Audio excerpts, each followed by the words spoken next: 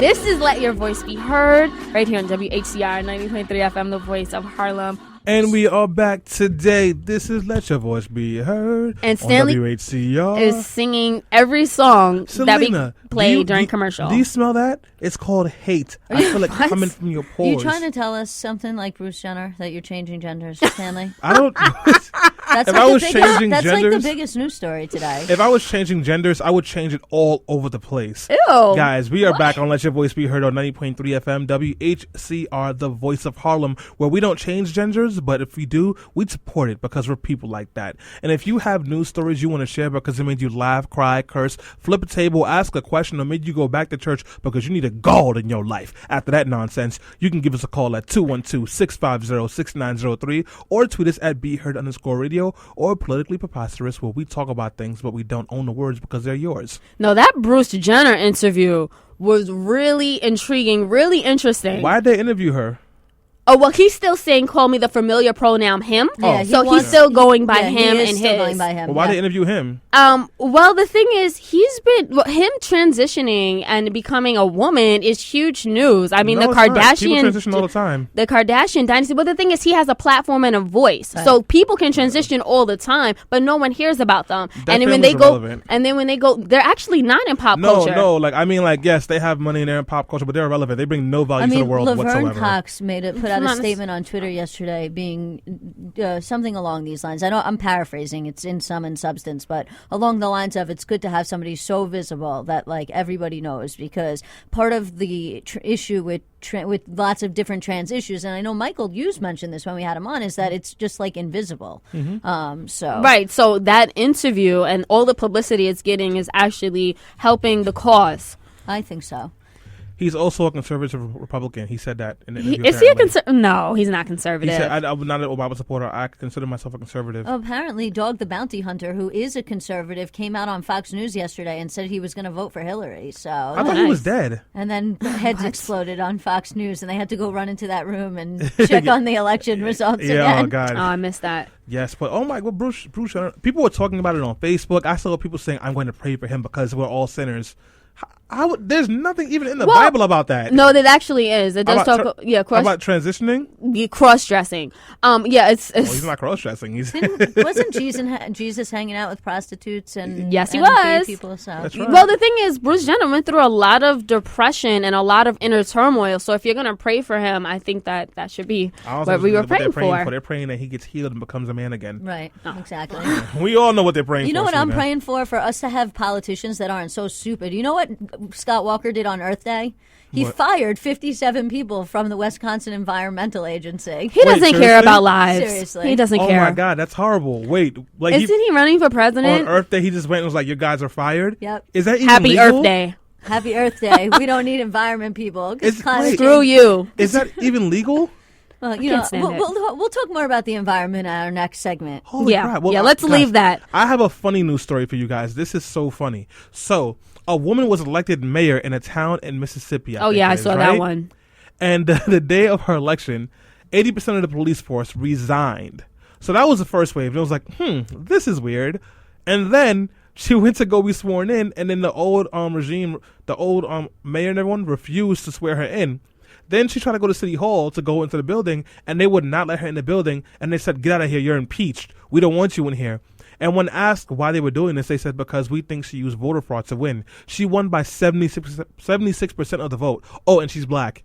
Remember, racism's dead because the Supreme Court said so. Yes. Well, I do want to mention that the police force was, because the town is so small, the police force was about 6 people. Mm-hmm. So I think 5 actually resigned when she was elected. Good. And We'll a lot of the residents were like, you know what, our town is so small and so peaceful, we don't even need them. Good riddance. We should hire these Swedish cops. I think we're missing the fact instead. that they are blocking her. They won't let her vote in, that part. and they're trying to impeach her. So apparently they were like, you're impeached, get out of here. And then the guy had to rescind his comment and be like, well, actually, we suspended you. Before she was even sworn in, she was suspended. They're going to try and impeach her before she's even sworn in because blackity black. This poor black woman. She must have been listening to Juicy J DJ and they heard it and they knew that she was trouble. She needs that anger translator. She needs the local NAACP chapter on her side. Yeah, so they can come with picket signs one day and leave. No, that'll be really effective. Stanley, are you against that? Are you anti NAACP? No, I didn't say I was anti NAACP. I just said I don't see how they helping this. Oh, I think so because they're going to release a statement. The NAACP is really mad about this. Well, guess what? The town's ran by did racists. Al Sharpton go there already? Well, what happens when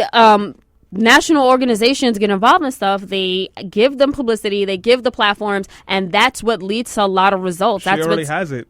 Well, it's in the news. Yeah, but it's not headlining. Put news. it this way: she got 70% of the vote. She's the legitimate candidate, and you know, the more backing, the better for her. They're going to get over it, definitely, or they can move. Well, speaking of getting over things, I had a funny story. So these developers were in Tennessee. They were trying to create this swingers sex club. And then, it's Tennessee. It's Nashville. So there was this big stink about it. And the local city council actually passed zoning laws preventing them from opening this building because it was right near a Christian school. And they were like, you know what, you cannot build sex clubs near schools, parks, and, something else related to children. Because we have our own version of ISIS. So you know what they did instead? They turned... They're rebranding their sex club into a church. So they turn their prayer rooms, they turn their private rooms into prayer rooms. They turn their bar into the refreshment stand. They turn their office into the pastor study. They turn their dungeon into the choir office. I love this blasphemy. It is so awesome. But the thing is, you know what? They're going to get caught because first of all, people aren't stupid. And a number of people have been saying, I can't wait for that quote unquote church to open because I'm going to go in there. And if they are doing anything outside of what would make them a legitimate church, they're going to be out of line. So that's the standoff right now in Nashville, Tennessee between the swingers club turned church. They literally say, we found religion. And we're opening up this building as a religious institution. And what? This is good. And then they can say that they have extra protections, right? Right. I mean, I know you want to get into speaking about the police, about Freddie Gray later on in the news roundup. But did you see the video about the Swedish cops breaking up the fight? Yes, but hold that thought because we do have a caller and she's asking about something. And I mean, most churches are fake anyway. So, Miss Deborah, sorry, Selena, I had to throw that in there. That's not even true. That's okay. Hey, Miss Deborah. Hi, how you doing, guys? We are good. Listen, How are you? I wanted to ask you, Ms. Fuchs, I was listening to you, and I heard you say, and before you go into anything, because I don't owe anyone any explanation, because I pick my own friends and people who I want to follow, okay? But you said you had asked if Al Sharpton had come down. And I have been listening to radio for a very long time, and television as well. And I've always heard that the National Action Network or Reverend Sharpton never goes to any place that he's not asked to go. So, first of all, I didn't read this information, but did the family or did the mayor ask him to come down? I don't know. I was actually asking that as a legitimate question, which is, were they getting involved in the situation? It wasn't like a joke. Right. But I'm saying, did you follow up on that? Because you're usually very good with facts. Oh no, I haven't. I will. I mean, we're just throwing the story out there for the news roundup, and it's something that I definitely am interested in knowing. But yeah, we were just curious as to what other groups were getting involved in. That would be something I'd have to look into to find out if Stanley was the one hating on it. I was don't definitely have access at this moment to finding out. That's why I called you back to find out. Oh yeah, definitely. I can look into that and see if they were requested to come or not, and we can try and get back to you and give you an answer about that. Cool. Thanks very much. You're welcome. No problem. I was definitely throwing shade at the It was NAACP. Stanley. But guys, if you want to call in with your questions, comments, or curse words, no curse words, the number is 212-650-6903. 212-650-6903. Alyssa, can we go back to these Swedish cops? Yes. So did anybody see this video? So two guys are on the 6 train and they get in an argument. And, Selena asked me, were they black or white? They were two black guys. And they were getting in an argument on the train. And there was these 4 Swedish police officers who were on vacation here in New York City. And they broke up the fight and they made sure everybody was okay. And they were like, is everybody cool? Are you injured? And the guy was like, I can't breathe. And the cop was like, are you okay? Are you physically injured? And the guy was like, yeah, I'm all right. I'm just a little overwhelmed. And they just broke up the whole thing. And everybody on the internet's like, see, the NYPD got schooled by these Swedish cops who actually know how to break up a fight without shooting because people. In the handbook of the NYPD, it says if black, choke or shoot. So they got it right all the time. I don't know what they're doing in Sweden, but they probably don't have black people, so they don't have procedures for that. But I'm pretty sure the NYPD is doing exactly what their procedures say. Fun fact: some of the rules, the sensitivity rules, came out to the NYPD, and one of the rules in there is do not stereotype people. Wow. I guess they don't follow that one closely. Well, I mean, sometimes you need to be told that. Just because they're black does not mean they have a mixtape coming out. So, or their name is Jaquan. Yes, or Daquan. Oh, I got a good story. Yes. So you guys know that I have, well, maybe you don't know, I have some very sometimes feelings about Cornel West. I didn't know that. I think he is brilliant, but I also believe that I think that he says some very problematic things about Barack Obama, like when he says that the Barack Obama is the George Zimmerman of politics. Ooh. Or when he said that Barack Obama is afraid of being around strong black men and prefers to be around white men. Inflammatory. Yeah, and I think so. Someone who was very close to him, Michael Eric Dyson, they had a falling out. And Michael Eric Dyson released a 10,000 word essay in the New Republic. I love it. Coming at Cornel West. And of course the black left has been responding for the last week and a half with all sorts of comments. There have been a whole bunch of think pieces, and in it Michael Eric Dyson says, you come at Jesse Jackson and Al Sharpton for being camera hungry, but you had a very public arrest in Ferguson on camera, and you were out the next day. It isn't like you were doing this for the cause. You were doing this just to show face. And you criticize people like Melissa Harris Perry for supporting the president, but the reason that he's mad at the president, Michael Eric Dyson posits, is that apparently his seats weren't good enough at the first inauguration. Yep. And when the president pressed him about this, he didn't have anything to say. There's actually a picture of this when the president's like, oh, so what were you saying about me? And Cornel West was like, hey, man, what's up, brother, man? See, I mean, battle of the black intellects. I mean, well, how else can you frame this? You know, I don't know. I mean, I guess for him, like, there's this racial aspect of it, but to me, it's like, why can't we have a legitimate conversation about, there's things that the left doesn't like about the president. That doesn't mean they don't like the president outright. I know that's a little different than some of the comments that Cornel West made, because he can be quite inflammatory. But, like, you know what? I like the president. I voted for the president twice. However, there are policies that I do not like that the president has made. And that doesn't mean I don't support the president. Yeah, but it just means, like, every single one of us can say there are things that bother me. I mean, we're sitting here talking about the TPP deal for the past 45 minutes, and the fact that the president's pushing it, that bothers me. But that doesn't mean I don't like the president. That's not what the problem is. Here, the problem is when people make it more than just about the policy. Like Cornel West questions his blackness. Right. That's an entirely different thing. Give me your black card, Obama. When he says something like the president likes to riff towards his white side because he can't embrace a strong black man, that is very problematic, because you're not questioning his policy. You're attacking him as a person of color. And if you want to call in and talk about this, guys, the number is 212-650-6903. And listen, I am very open to criticizing the president when he does wrong. I was frustrated with his response in Ferguson, and I'm not even going to acknowledge the fact that he didn't say anything about what's going on now, but I would never question his experience as a black man. Definitely. That's definitely goes beyond the line in my book. I agree. Before we get to Eddie Gray, I wanted to answer Ms. Deborah's question. The Mayor Byrd, she actually told Al Sharpton she actually said she did not want Al Sharpton and the National Action Network showing up there. Ooh. So that's the answer to your question, People Ms. say Deborah. no sometimes. Yeah. Thank you. The for mayor that, explicitly said that they were not wanted. Over there, that probably would have made things worse. I don't know. I don't necessarily agree with that. Them old white folk, they got the KKK hoodies just waiting.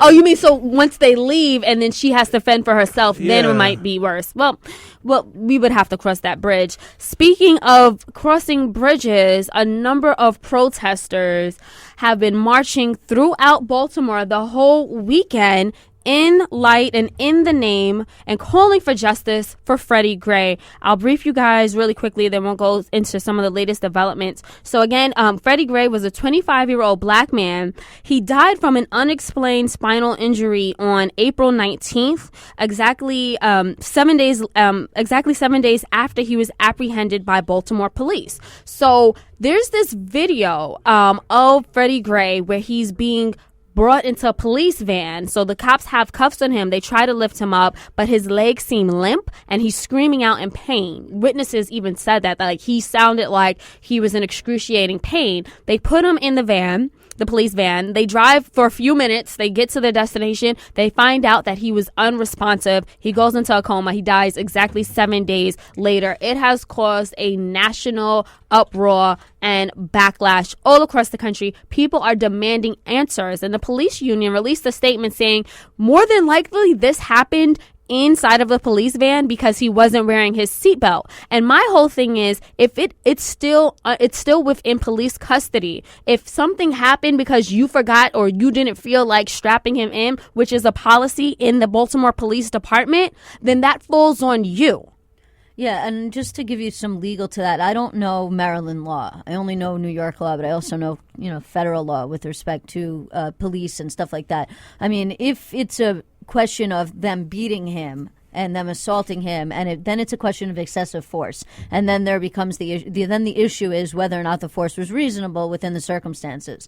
However, then what you mentioned about not strapping him in, if it's not about their actions and they didn't actually injure him in that way, but he was injured in the back of the van somehow because they didn't follow protocol, then you have a question of negligence or a question of recklessness, which is essentially, the question that we would ask all the time about whether or not somebody's negligent when when somebody has a duty to do something and does not do something, and because they fail to do their duty, that causes an injury to another person. So here's my question. Is it smart and a good idea for the police union to push the allegations that he was injured in the van is that like something, like, even though it does violate the police department policy, isn't that are they less liable for the death of this man if they say, it was negligent on our part, we forgot to put him in a seatbelt, rather than, let's say it's something is unveiled where he was kicked in the back or punched in the back? I mean, ultimately, the answer to that, if that was to ever go to trial, it would be up to a jury. And I mean, negligence, obviously,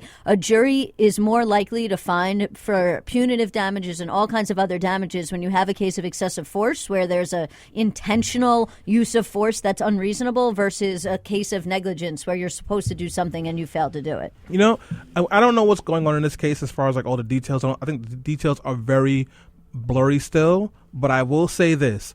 What I've noticed is that when a person of color is killed by an officer, there tends to be a certain way that the information begins to be laid out. And the way that information tends to be laid out usually ends up working in the favor of the killer or the person who was involved in the death of this person of color. Now, the police could have just been doing their job, and it was ignorant negligence, which is bad, but it's not malicious, and it's not over the line. Like, anyone can be stupid, but this is just very similar and familiar with so many other deaths, and it's just become very frustrating because I feel like every week I just hear about another person of color who is dead, or a person of color who was killed by a police officer, and the person that killed them is walking home like nothing happened. Rakia Boyd, her killer was not indicted earlier this week. Eric Harris, his killer, remember, he was the black man who died in Oklahoma when the 73-year-old volunteer deputy sheriff accidentally used his gun instead of his taser. And then went on vacation? Yes, into the Bahamas. The judge allowed him to go to a pre-planned vacation with his family so that he can visit his grandchildren and spend time with his grandchildren in the Bahamas. Meanwhile, Eric Harris's young 16-year-old son does not have a father because you, quote unquote, accidentally pulled out your taser, which was by your breast, pulled out your gun, which was by your hip, rather than your taser, which was by your breast. So, not to mention, I don't want to get speculative here, but, based on my knowledge of the criminal justice system, at least in New York, if any black man would have been charged with killing somebody, they would not have gotten bail, let alone the opportunity to go on a vacation out of the country. They would be remanded. They would be remanded to Rikers Island in a second. And maybe that's not just anybody who's black. Maybe a white person who's charged with a murder in New York would be remanded, and poor would be remanded also. Because I think sometimes it's a lot about class and about how race plays into class than it is necessarily about race in and of itself. They're playing The Angry point Birds with is, Negroes. this guy was allowed to go on vacation when anybody else, for the most part, would have been remanded to prison, awaiting trial. It's ridiculous. It's like this isn't like an Apple or Android app game where you just kill black people and go home. You know, like Cecily Strong said last night, the Secret Service is the only agency that gets in trouble if a black man gets shot. Yeah. But so we do have a call online. Ms. Deborah is back, and she wants to comment on this story right here. Ms. Deborah, let your voice be heard. Yeah, you know what, that issue about when black people are murdered, there's a tendency that the media uses. You know, they go back and they lay things out, like you said, and they change the story. But many times I blame people who get on the radio and say things too, like accidentally. There's no way in the world that you accidentally crushed someone's larynx and practically took 80% of their spine, cut it through. I don't want to hear that. I don't want to hear it. If somebody did that to your people, Ms. Fuchs, this would not be, somebody accidentally gassed my people. I don't want to hear that. And you all need to be very cognizant of what you say when people get their parents